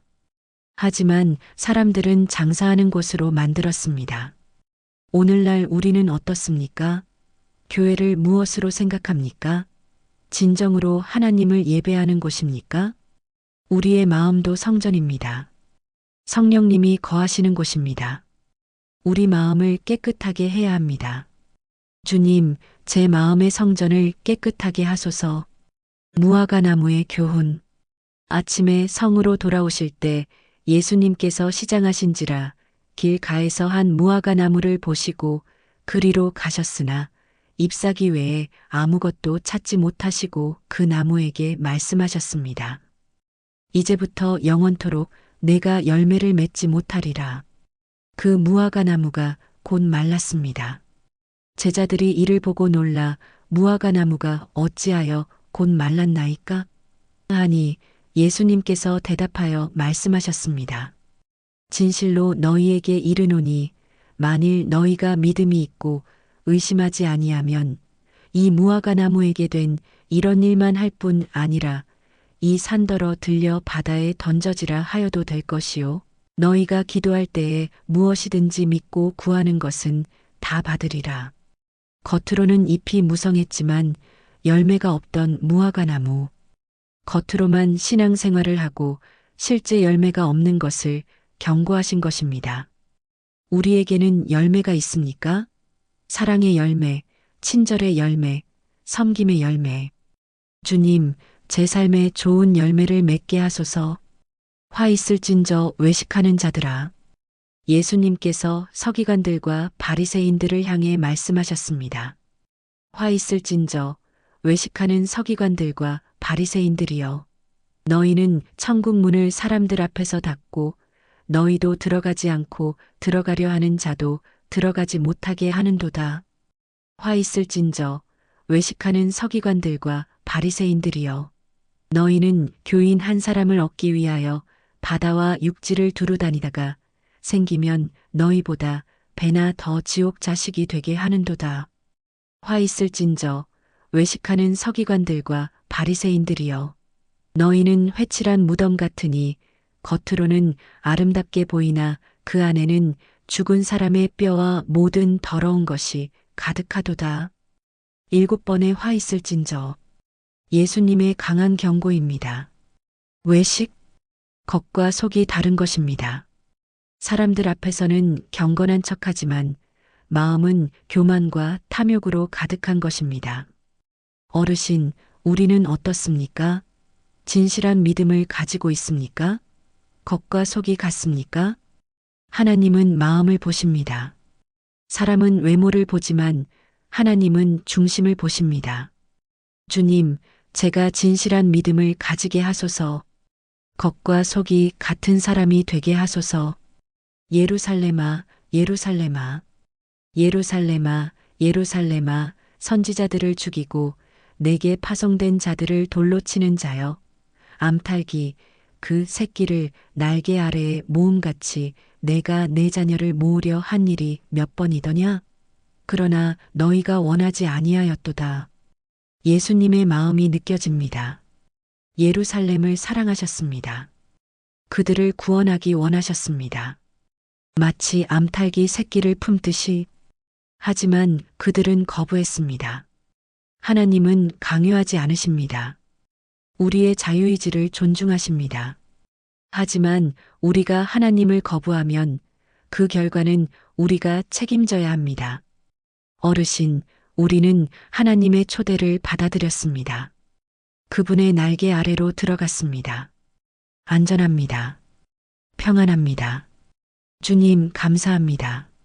저를 품어주시고 보호해주셔서 감사합니다. 잠시 숨을 고르며 쉬어가는 시간을 가지겠습니다. 24장, 25장 종말과 준비. 종말의 징조. 제자들이 예수님께 이 일들이 언제 있겠사오며 또 주의 임하심과 세상 끝에는 무슨 징조가 있사오리이까? 하고 물었습니다. 예수님께서 대답하셨습니다. 너희가 사람의 미혹을 받지 않도록 주의하라. 많은 사람이 내 이름으로 와서 이르되 나는 그리스도라 하여 많은 사람을 미혹하리라. 난리와 난리 소문을 듣겠으나 너희는 삼가 두려워하지 말라. 이런 일이 있어야 하되 아직 끝은 아니니라. 민족이 민족을, 나라가 나라를 대적하여 일어나겠고 곳곳에 기근과 지진이 있으리니 이 모든 것은 재난의 시작이니라. 무서운 말씀 같지만 예수님은 두려워하지 말라고 하십니다. 그때에 사람들이 너희를 환난에 넘겨주겠으며 너희를 죽이리니 너희가 내 이름 때문에 모든 민족에게 미움을 받으리라. 그러나 끝까지 견디는 자는 구원을 얻으리라. 끝까지 포기하지 않고 믿음을 지키는 것입니다. 어르신, 우리는 이미 많은 것을 견뎌냈습니다. 전쟁, 가난, 질병, 그리고 지금도 견디고 있습니다. 조금만 더 견디십시다. 주님이 오십니다. 그날과 그때, 그날과 그때는 아무도 모르나니 하늘의 천사들도 아들도 모르고 오직 아버지만 아시느니라. 노아의 때와 같이 인자의 임함도 그러하리라.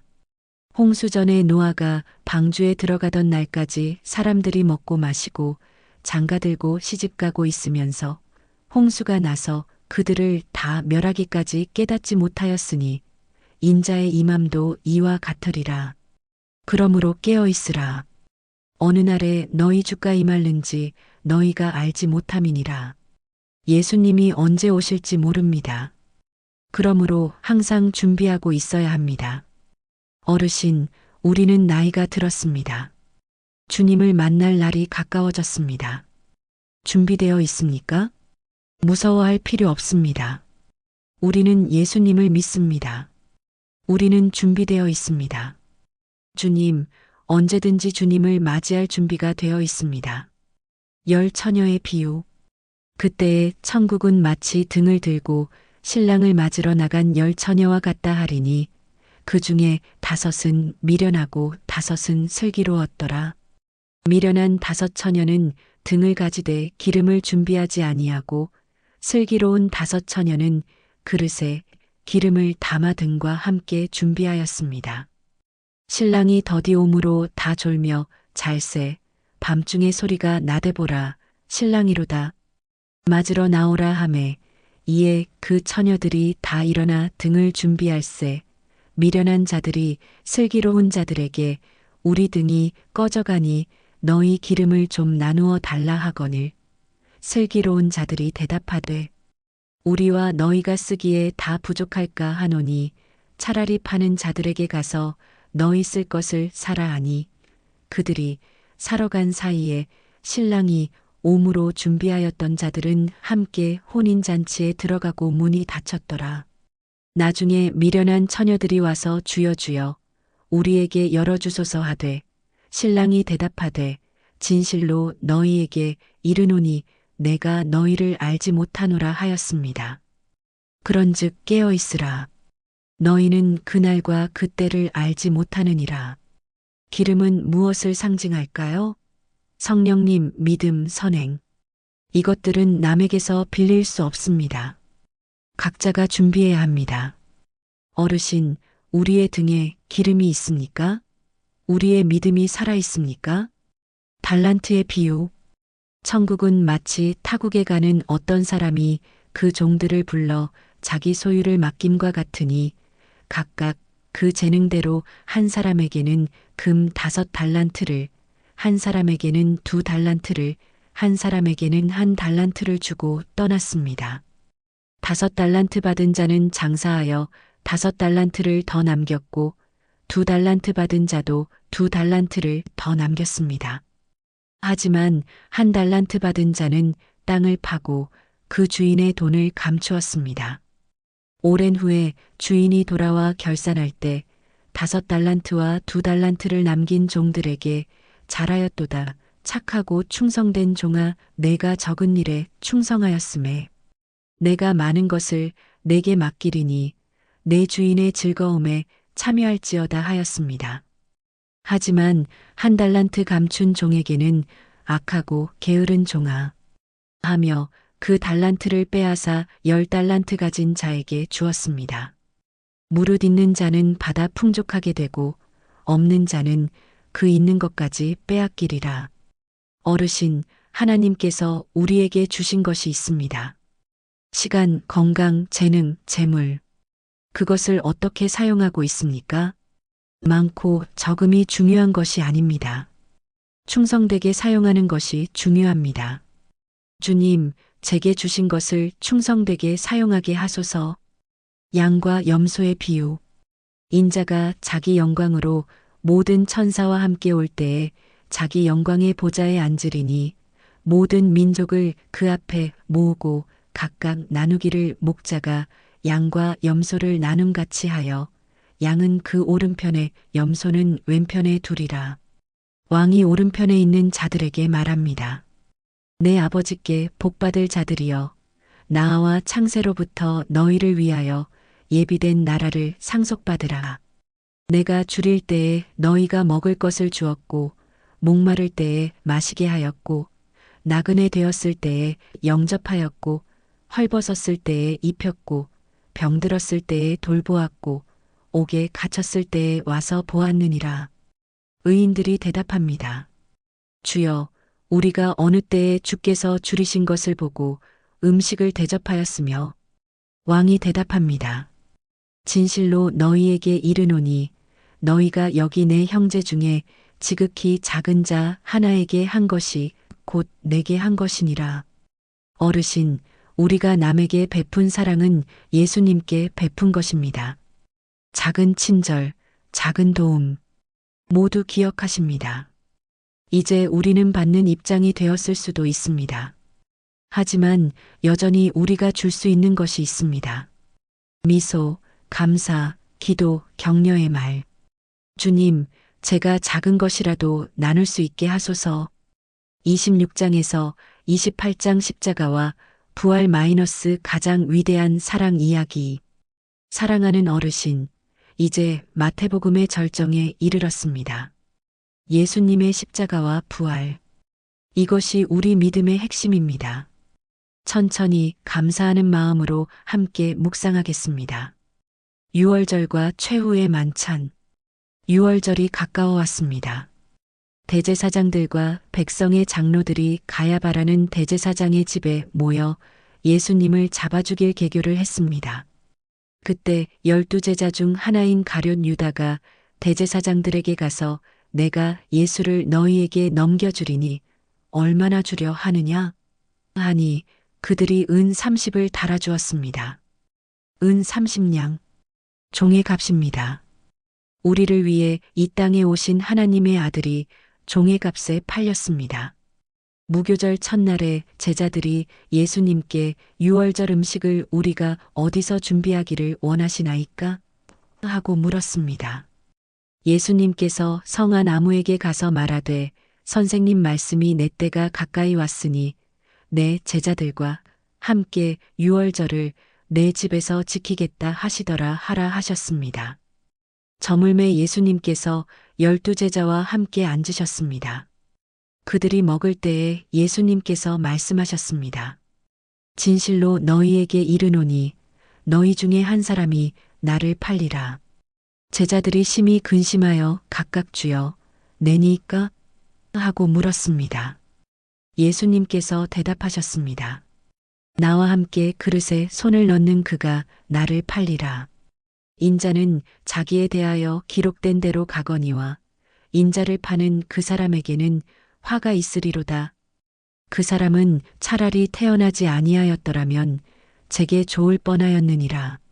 그들이 먹을 때에 예수님께서 떡을 가지사 축복하시고 떼어 제자들에게 주시며 말씀하셨습니다. 받아 먹으라. 이것은 내 몸이니라. 또 잔을 가지사 감사 기도하시고 그들에게 주시며 말씀하셨습니다. 너희가 다 이것을 마시라. 이것은 죄사함을 얻게 하려고 많은 사람을 위하여 흘리는 바 나의 피 곧 언약의 피니라. 어르신, 우리가 매번 성찬식 때 받는 떡과 포도주, 그것은 예수님의 몸과 피를 상징합니다. 우리를 위해 찢기신 몸, 우리를 위해 흘리신 피. 주님 감사합니다. 저를 위해 몸을 찢으시고 피를 흘리셔서 감사합니다. 겟세마네 동산의 기도. 예수님께서 제자들과 함께 겟세마네라 하는 곳에 이르러 말씀하셨습니다. 내가 저기 가서 기도할 동안에 너희는 여기 앉아 있으라. 베드로와 세베대의 두 아들을 데리고 가실새 고민하고 슬퍼하사 말씀하셨습니다. 내 마음이 매우 고민하여 죽게 되었으니 너희는 여기 머물러 나와 함께 깨어 있으라. 조금 나아가사 얼굴을 땅에 대시고 엎드려 기도하여 말씀하셨습니다. 내 아버지여, 만일 할만하시거든 이 잔을 내게서 지나가게 하옵소서. 그러나 나의 원대로 마시옵고 아버지의 원대로 하옵소서. 얼마나 고통스러우셨을까요? 땀이 핏방울처럼 되어 떨어졌다고 누가는 기록합니다. 십자가의 고통을 아시기에, 우리의 모든 죄를 짊어지셔야 하기에. 하지만 예수님은 나의 원대로 마시옵고 아버지의 원대로 하옵소서라고 기도하셨습니다. 제자들에게 오사 그들이 자는 것을 보시고 베드로에게 말씀하셨습니다. 이렇게 1시간도 나와 함께 깨어 있을 수 없더냐? 시험에 들지 않게 깨어 기도하라. 마음에는 원이로되 육신이 약하도다. 어르신, 우리도 연약합니다. 기도하려 해도 졸립니다. 주님을 위해 무언가 하려 해도 힘이 없습니다. 하지만 주님은 이해하십니다. 우리의 연약함을. 다시 나아가사 기도하시되 내 아버지여, 만일 내가 마시지 않고는 이 잔이 내게서 지나갈 수 없거든 아버지의 원대로 되기를 원하나이다 하시고 3번째도 같은 말씀으로 기도하셨습니다. 예수님은 우리를 위해 그 잔을 마셨습니다. 십자가를 지기로 결단하셨습니다. 체포되시다. 예수님께서 말씀하실 때에 12제자 중 하나인 유다가 왔는데 대제사장들과 백성의 장로들에게서 파송된 큰 무리가 검과 몽둥이를 가지고 그와 함께하였습니다. 예수님을 파는 유다가 그들에게 군호를 짜내가 입맞추는 자가 그이니 그를 잡으라 하였는지라. 곧 예수님께 나아가 랍비여 안녕하시옵니까? 하고 입을 맞추니 예수님께서 이르시되 친구여 내가 무엇을 하려고 왔는지 행하라 하셨습니다. 입맞춤. 사랑의 표시로 예수님을 배신했습니다. 예수님과 함께 있던 자 중에 하나가 손을 펴 검을 빼어 대제사장의 종을 쳐 그 귀를 떨어뜨렸습니다. 이에 예수님께서 이르시되 내 검을 도로 칼집에 꽂으라. 검을 가지는 자는 다 검으로 망하느니라 하셨습니다. 그때에 예수님께서 무리에게 말씀하시되 너희가 강도를 잡는 것 같이 검과 몽둥이를 가지고 나를 잡으러 나왔느냐? 내가 날마다 성전에 앉아 가르쳤으되 너희가 나를 잡지 아니하였도다 하시더라. 이에 제자들이 다 예수님을 버리고 도망하였습니다. 대제사장 앞에서 예수님을 잡은 자들이 그를 끌고 대제사장 가야바에게로 갔습니다. 대제사장이 예수님께 내가 너로 살아계신 하나님께 맹세하게 하노니 내가 하나님의 아들 그리스도인지 우리에게 말하라 하니 예수님께서 이르시되 내가 말하였느니라. 그러나 내가 너희에게 이르노니 이후에 인자가 권능의 우편에 앉아 있는 것과 하늘 구름을 타고 오는 것을 너희가 보리라 하셨습니다. 이에 대제사장이 자기 옷을 찢으며 그가 신성을 모독하였도다. 어찌 더 증인을 요구하리요? 보라, 너희가 지금 이 신성 모독하는 말을 들었도다. 너희 생각은 어떠하냐? 하니 대답하여 그는 죽기에 합당하니라 하더라. 그들이 예수님의 얼굴에 침을 뱉으며 주먹으로 치고 어떤 사람은 손바닥으로 때리며 그리스도야, 너를 친 자가 누구냐 우리에게 선지자 노릇하여 알게 하라 하였습니다. 베드로의 부인. 베드로가 멀찍이 예수님을 따라 대제사장의 집 뜰에까지 가서 그 결말을 보려고 안에 들어가 하인들과 함께 앉았습니다.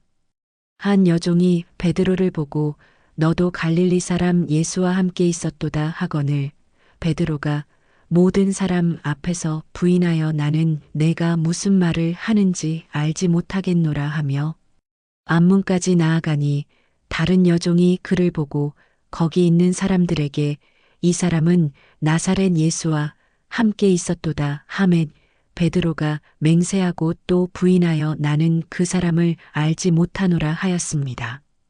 조금 후에 곁에 섰던 사람들이 나와서 베드로에게 이르되 너도 진실로 그 도당이라. 내 말소리가 너를 표명한다 하거늘 그가 저주하며 맹세하여 나는 그 사람을 알지 못하노라 하니 곧 닭이 울었습니다. 이에 베드로가 닭 울기 전에 내가 3번 나를 부인하리라 하신 예수님의 말씀이 생각나서 밖에 나가서 심히 통곡하였습니다. 어르신 베드로도 실패했습니다. 예수님을 가장 사랑했던 제자가 3번이나 부인했습니다. 우리도 얼마나 많이 주님을 부인했습니까? 나는 크리스천이 아닙니다라고 직접 말하지는 않았어도 우리의 말과 행동으로 주님을 부인한 적이 얼마나 많습니까? 하지만 주님은 베드로를 포기하지 않으셨습니다. 부활 후에 다시 회복시키셨습니다. 우리도 마찬가지입니다. 빌라도 앞에서 새벽에 모든 대제사장과 백성의 장로들이 예수님을 죽이려고 함께 의논하고 결박하여 끌고 가서 총독 빌라도에게 넘겨주었습니다. 빌라도가 예수님께 내가 유대인의 왕이냐? 묻건을 예수님께서 내 말이 옳도다 하셨습니다. 대제사장들과 장로들에게 고발을 당하시되 아무 대답도 아니하시니 이에 빌라도가 이르되 그들이 너를 쳐서 얼마나 많은 것으로 증언하는지 듣지 못하느냐? 하되 한마디도 대답하지 아니하시니 총독이 크게 놀라워하더라. 빌라도가 무리에게 너희는 내가 누구를 너희에게 놓아주기를 원하느냐? 바라바냐? 그리스도라 하는 예수냐? 하니 대제사장들과 장로들이 무리를 권하여 바라바를 달라 하게 하고 예수를 죽이자 하게 하였습니다. 총독이 대답하여 그러면 그리스도라 하는 예수를 내가 어떻게 하랴? 하니 그들이 다 십자가에 못 박혀야 하겠나이다 하였습니다. 빌라도가 어찌미냐? 무슨 악한 일을 하였느냐? 하니 그들이 더욱 소리질러 십자가에 못 박혀야 하겠나이다 하는지라 빌라도가 아무 성과도 없이 도리어 밀란이 나려는 것을 보고 물을 가져다가 무리 앞에서 손을 씻으며 이 사람의 피에 대하여 나는 무죄하니 너희가 당하라 하니 백성이 다 대답하여 그 피를 우리와 우리 자손에게 돌릴지어다 하거늘. 이에 빌라도가 바라바는 놓아주고 예수는 채찍질하고 십자가에 못 박히게 넘겨주었습니다. 십자가에 못 박히시다. 총독의 군병들이 예수님을 끌고 가서 온 군대를 그에게로 모으고 그의 옷을 벗기고 홍포를 입히며 가시관을 엮어 그 머리에 씌우고 갈대를 그 오른손에 들리고 그 앞에 무릎을 꿇고 희롱하여 유대인의 왕이여 평안할지어다 하며 그에게 침 뱉고 갈대를 빼앗아 그의 머리를 때리더라. 희롱을 다한 후 홍포를 벗기고 도로 그의 옷을 입혀 십자가에 못 박으려고 끌고 나가니라. 골고다라 하는 곳 곧 해골의 곳이라는데 이르러 쓸개탄 포도주를 예수께 주어 마시게 하려 하였으나 예수께서 맛보시고 마시고자 하지 아니하시더라. 그들이 예수를 십자가에 못 박은 후에 그 옷을 제비 뽑아 나누고 거기 앉아 지키더라. 그 머리 위에 이는 유대인의 왕 예수라 쓴 죄패를 붙였더라. 이에 예수와 함께 강도 둘이 십자가에 못 박히니 하나는 우편에 하나는 좌편에 있더라. 어르신 잠시 눈을 감으시고 그 장면을 상상해 보십시오. 십자가에 달리신 예수님, 손과 발에 박힌 못, 가시관에서 흐르는 피, 조롱하는 사람들, 왜 이 모든 고통을 받으셨을까요? 우리를 위해서입니다.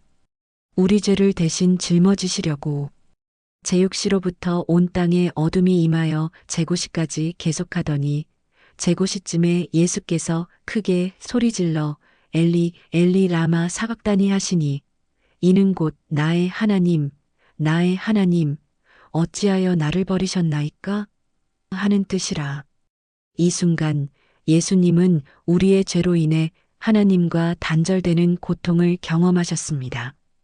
우리가 경험해야 할 지옥의 고통을 대신 경험하신 것입니다.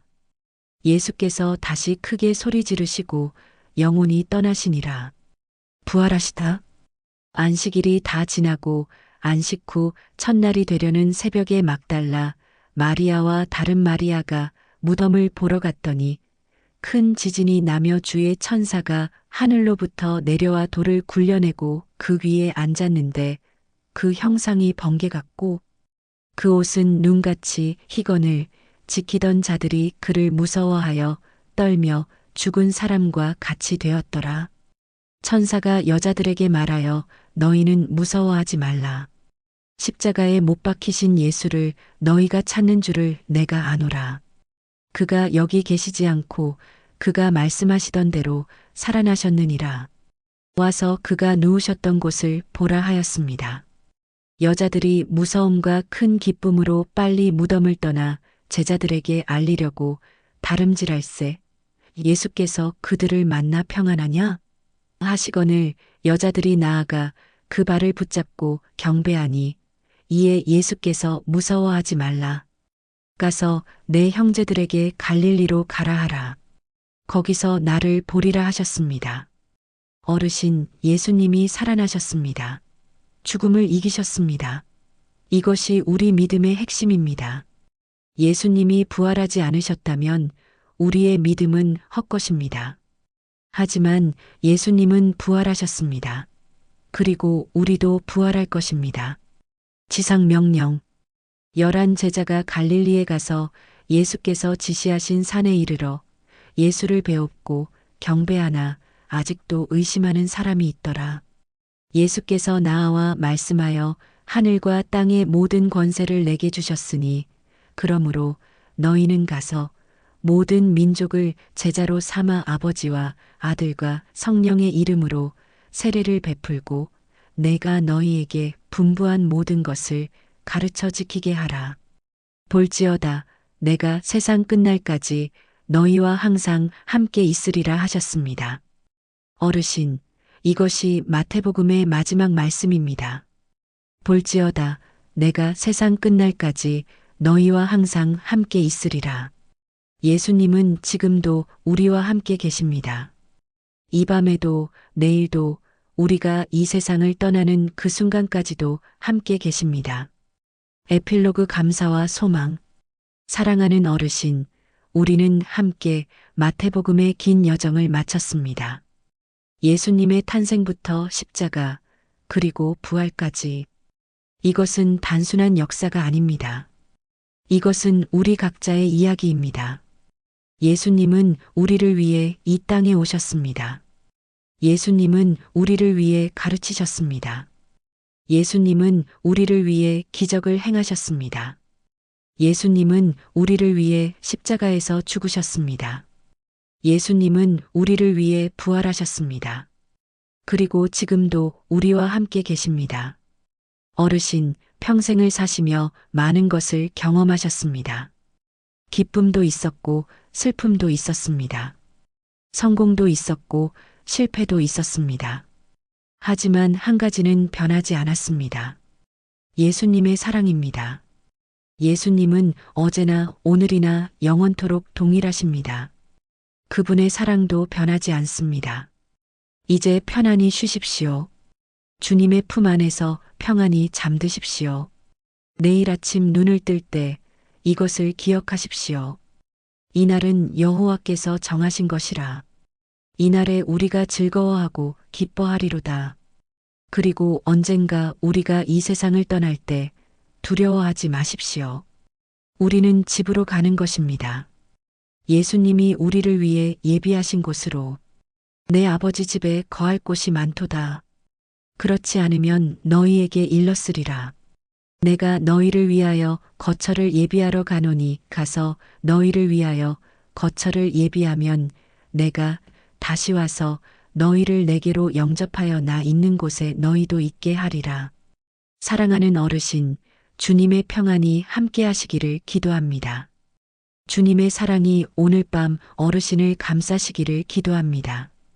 주님의 은혜가 내일 아침에도 새롭게 임하시기를 기도합니다. 주 예수 그리스도의 은혜와 하나님의 사랑과 성령의 교통하심이 우리 모두와 함께 있을지어다. 아멘. 편안한 밤 되십시오. 주님 안에서 평안히 쉬십시오. 할렐루야. 수고하고 무거운 짐진 자들아, 다 내게로 오라. 내가 너희를 쉬게 하리라. 마태복음 1128